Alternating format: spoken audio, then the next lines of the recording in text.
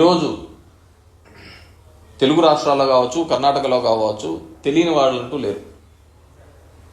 That's my performance orientation. నేను పెద్ద వక్తను కాదు, పెద్ద ఫ్యాక్షనిస్ట్ను కాదు, ఇంకోటి కాదు. కేవలం నా వర్కింగ్ స్టైల్తో, ఎమ్మెల్యే అంటే ఇలా ఉండాలి, ఇలా పని చేయాలి అనే వర్కింగ్ స్టైల్తో నేను చేయడం జరిగింది.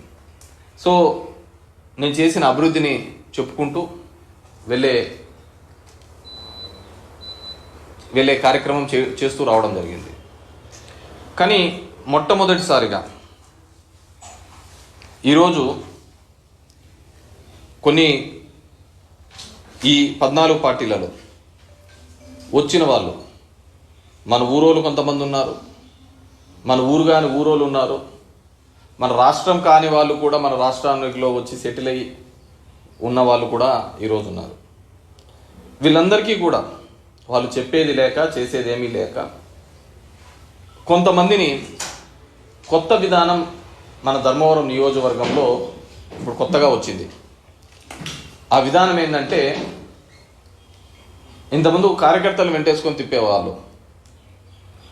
కార్యకర్తలు ఆలోచన విధానం, సిద్ధాంతపరమైన రాజకీయాలు చేసేవాళ్ళు. నాయకుడు మొదటిసారిగా ధర్మవరం నియోజకవర్గంలో నాయకులకి డబ్బులతో కొనుగోలు చేసే వ్యాపారం మొదలైంది. ఎందుకంటే వాళ్ళు ఎవరో తెలియదు కదా. 30 రోజుల్లో రాజకీయం చేయాలి అని ఒక పాఠం చదువుకుంటారు మామూలుగా. ఇంతకుముందు బుక్స్ అమ్ముతారు, ఇంగ్లీష్ తయారీ 30 రోజుల్లో తెలుగు, తమిళ్ అని కోటిల్లో బుక్ స్టాల్లో అమ్మేవాళ్ళు. బుక్ స్టాల్ దగ్గర ఇట్లా 30 డేస్ పాలిటిక్స్ అని వచ్చినారనమాట. ఒక హంబక్, ఒక హైప్ క్రియేట్ చేయడానికి. ఊర్లో వాడు ఎవడు మాట్లాడడం,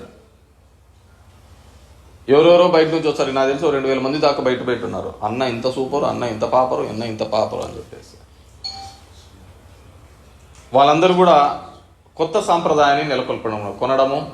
ఇది ఇంతకుముందు చెప్పినట్టే, నేను నీకు జింకు కావాలా, బంకు కావాలా, విశాఖ స్టీలు కావాలా, ఏజిఎం కావాలా, జిఎం కావాలా, పిఎఫ్ కావాలా, ఇట్లా చెప్పుకుంటూ పోయేవాళ్ళు చూసాం ఈ మధ్యకాలంలో.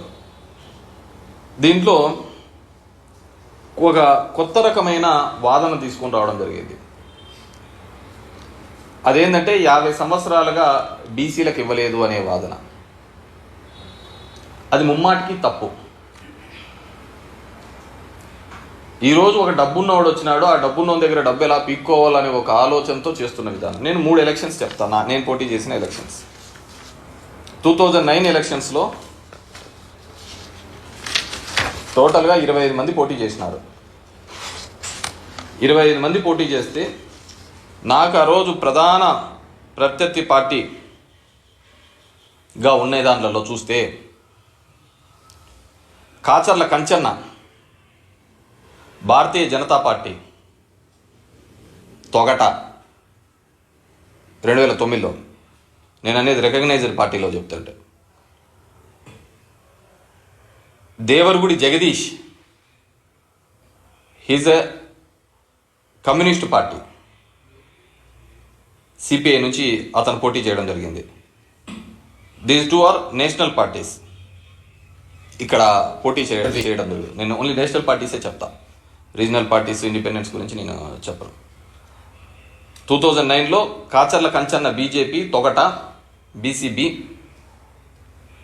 దేవరగుడి జగదీష్ కమ్యూనిస్ట్ బీసీబీ కురబ, ఇద్దరు బీసీలే పోటీ చేసినారు. వాళ్ళిద్దరి మీదనే నేను గెలవడం జరిగింది. Leave about the independence. Okay, 2019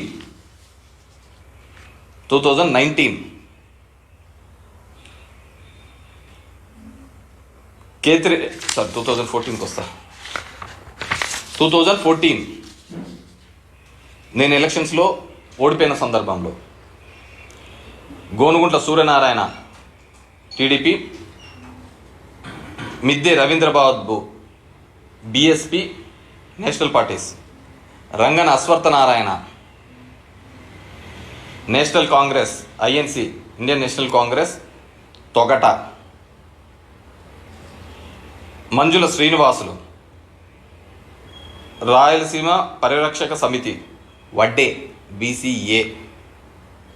అర్థమైందా? 2014లో సో ఇక్కడ బీసీలు పోటీ చేసినారు. నేషనల్ కాంగ్రెస్ పార్టీ నుంచి నేను చెప్పినది. అంతకుముందు కంచన్న బీజేపీ నుంచే పోటీ చేసినాడు. 2019 నేను గెలిచినప్పుడు యువజన శ్రామిక రైతు కాంగ్రెస్ పార్టీ రెడ్డి, నేను, Gonuguntla Suryanarayana Kamma, Rangan Ashwatthanarayana Indian National Congress Togata BCB, Gaddam Rajagopal All India Forward Bloc Golla BCD నుంచి పోటీ చేయడం జరిగింది. లేవబడితే ఇండిపెండెన్స్. సో 2019లో కూడా బీసీలు పోటీ చేసినారు. 2024 ఇప్పుడు కేతిరెడ్డి వెంకట్రామరెడ్డి రెడ్డి ఓసీ, రంగన్ అసత్యనారాయణ Togata BC B, Satyakumar Yadav BJP Bharatiya Janata party.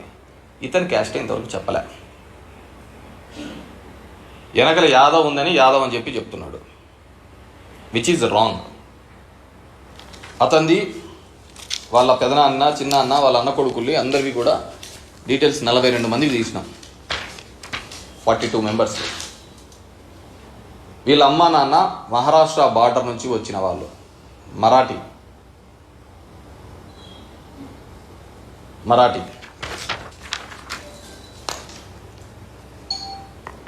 Yadav Saraswati Bhai Kumari care of Srinivas Shivaji Rao